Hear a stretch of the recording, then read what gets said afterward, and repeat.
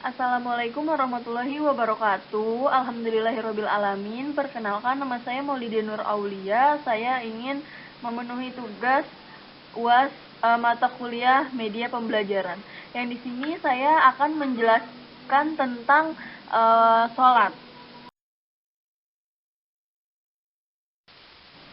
Nah, yang kelima itu ada yang membatalkan sholat, yaitu sholat itu batal atau tidak sah apabila salah satu syarat rukunnya tidak dilaksanakan atau ditinggalkan dengan sengaja.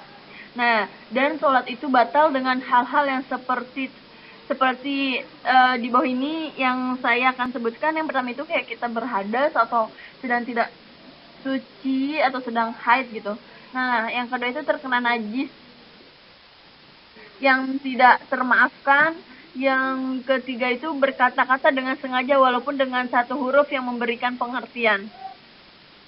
Yang keempat itu terbukanya aurat. Yang kelima itu mengubah biat, misalnya ingin memutuskan sholat. 6 itu makan atau minum meskipun sedikit, bergerak berturut-turut 3 kali seperti melangkah atau berjalan sekali yang bersangatan. Nah, selanjutnya itu membelakangi kiblat. Jadi itu kayak kita tidak menghadap kiblat. Selanjutnya itu menambah rukun yang berupa perbuatan seperti ruku dan sujud. Terus tertawa terbahak-bahak. Selanjutnya mendahului imamnya 2 rukun. Yang terakhir itu murtad atau keluar dari Islam. Nah, di sini juga ada sunnah dalam melakukan sholat. Waktu mengerjakan sholat ada 2.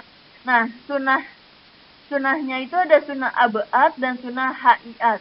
Sunnah abaat itu ialah membaca tasyahud awal, terus membaca sholawat pada tasyahud awal, terus membaca sholawat atas keluarga Nabi, dan pada tasyahud akhir membaca kunut pada sholat subuh dan sholat witir dalam pertengahan bulan Ramadan hingga akhir bulan Ramadan.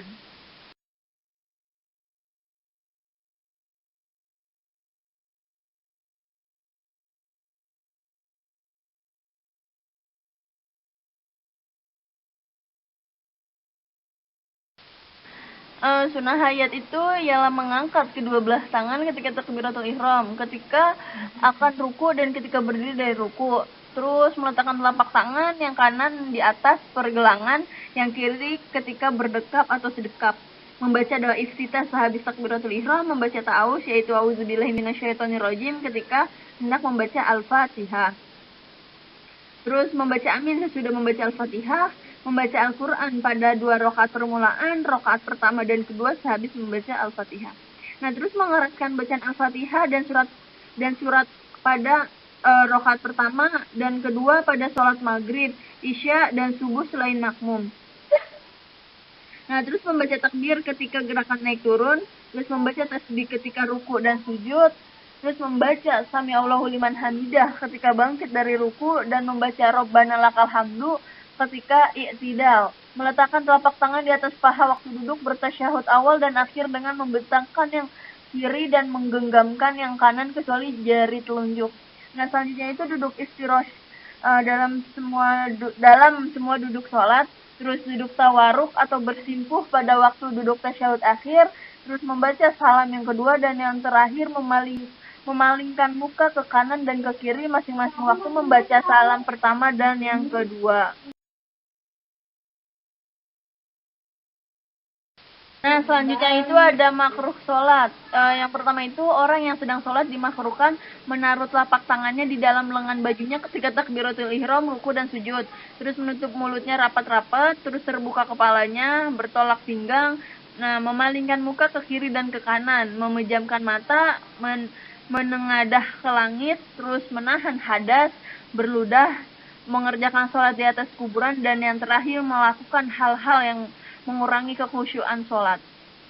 Nah, yang ke-8 itu ada hal-hal yang mungkin dilupakan dalam melaksanakan sholat, yaitu kayak lupa melaksanakan yang fardu, lupa melaksanakan sunnah abaat, lupa melaksanakan sunnah haiat. Nah, sujud sahwi ini hukumnya sunnah dan letaknya sebelum salam, dikerjakan 2 kali sebagaimana sujud biasa. Apabila orang bimbang atau ragu-ragu tentang jumlah bilangan rakaat yang telah dilakukan, haruslah ia menetapkan yang yakin, yaitu yang paling sedikit, dan hendaklah ia bersujud sahwi. Selanjutnya yang ke-9 ada beberapa pelajaran dan kewajiban sholat. Sholat merupakan syarat menjadi takwa. Sholat juga merupakan benteng kemaksiatan. Nah, sholat juga mendidik perbuatan baik dan jujur. Sholat juga akan membangun etos kerja.